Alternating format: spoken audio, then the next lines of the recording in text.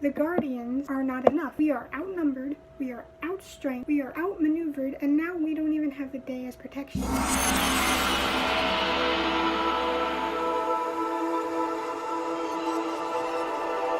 Welcome to another bookish review.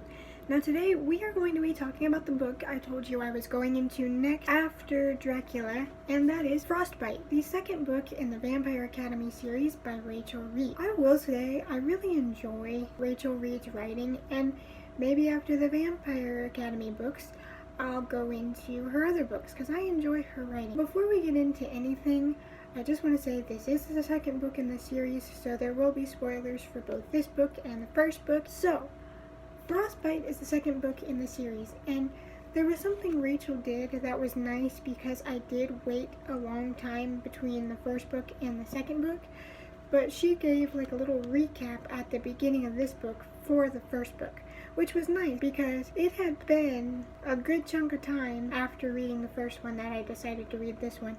So I didn't remember much about the first one right off the bat, so it was nice to have that initial inside the story of the first one. But this one follows, it happens to take place on Christmas, which I finished this last night on the 21st of December. So that was perfect timing to read this book because I had no idea that it had anything to do with Christmas because the back of the books don't give you, this book doesn't give anything away on the outside. You have to read it to know what is inside. So I had no idea that this took place on Christmas, so that was pretty cool and pretty good timing. Our main character Rose, who is a Dhampir, and just in case you don't know how the vampire world works in this, you have your Morois, which are mortal vampires that have the ability to use magic, and they can eat human food, but they still need blood once in a while to completely take care of those cravings. Then you have the Strigoi, and those are the vampires that we're used to seeing. They burn up in the sunlight, they die with a stake to the heart, they're immortal, they're super fast, super strong, and drink nothing but human blood, and they're undead. And then you have Dhampir, which is a half-breed between the Moroi vampires and a human, and they are the protectors of the Moroi and the royal families, so they have better reflexes and things that vampires have, so they're stronger than humans. That's that. As I said, the Moroi are vampires that possess magic, either fire, water, earth, air magic, but there is also a magic called soul, and that's what our second main character, Liza, has soul, and that's she can heal, she can bring things back from the dead, and so forth. She's very good at compulsion, but a lot of vampires can use compulsion, but not as good as she can. Now, Rose and Liza have a very special bond because Liza brought Rose back from the dead, and now Rose can read her mind, see into her head, and go into her body once in a while, which helps Rose better protect Liza since they are best friends, and Rose is someday going to be her protector. Now, these characters are in high school, in a special vampire school, where there is night classes mainly, and the Dhampir are trained to be guardians and protectors of their Moroi to keep them from being attacked by Strigoi, because the Strigoi want everyone to be like them, except some humans because they have to eat something. But the Strigoi are very dangerous to both the Dhampirs and to the Moroi. And this book talks about finally using the Moroi's power over the elements as a way to fight back against the Strigoi. Because for some reason, using magic that way is strictly forbidden, which that never made sense to me, even in the first book, because if you have an enemy that severely outpowers you, and you know that they do, yet you have abilities that they don't have that could be detrimental in killing your enemy, why would you then restrict those powers and not use them for combat? You would think if the enemy was stronger than you, you every little advantage that you had. But they decided, no, we're not going to use our abilities over the elements in a combative way. And that's what this book talks about. It talks about finally using the powers over the elements to fight back and have the upper hand against a stronger enemy, because they are royally getting screwed by the Strigoi, and they need to fight back and they need to learn how to defend themselves. Because one day Rose goes out for training with her mentor Dimitri, who she has a weird love interest with. She's 17, he's 24, 25. It's very weird. I don't know why young adult stories continue to do the age gap thing and the mentor love thing. I don't like it. I don't support it. We need to stop it. But I get it. It's like forbidden love, yada yada. But no.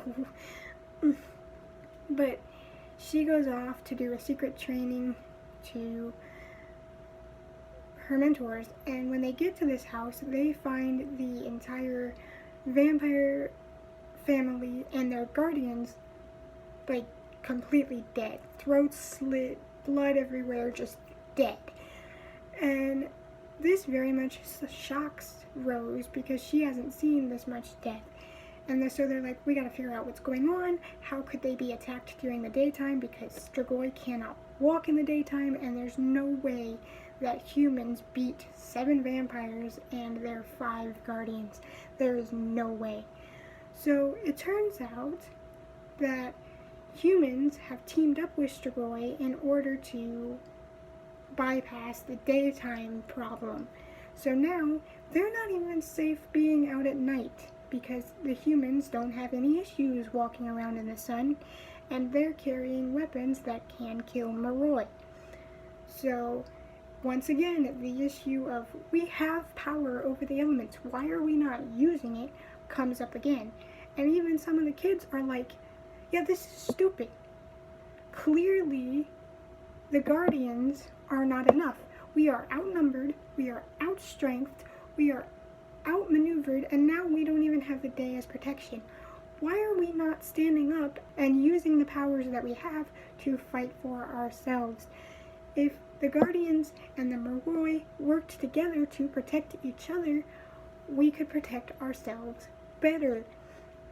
And some of the Moroi who would rather just sit around in their high status houses are like, no, we can't do that. That's going to destroy our race. And I'm sitting here like, if you don't do something, you're going to die anyway, because you're outnumbered, outclassed, and outgunned, and now you don't have that one strand of protection that you thought you did in the sun.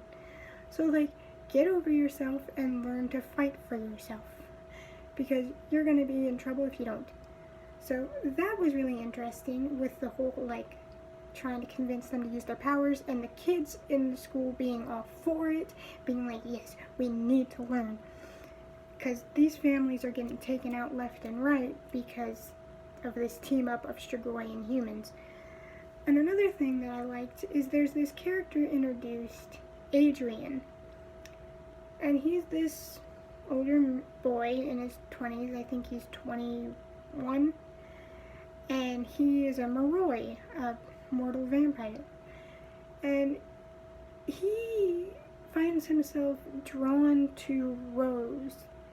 And he's constantly popping up everywhere she is, and even in her dreams, and you're like, what is up with this dude? There's something off about him.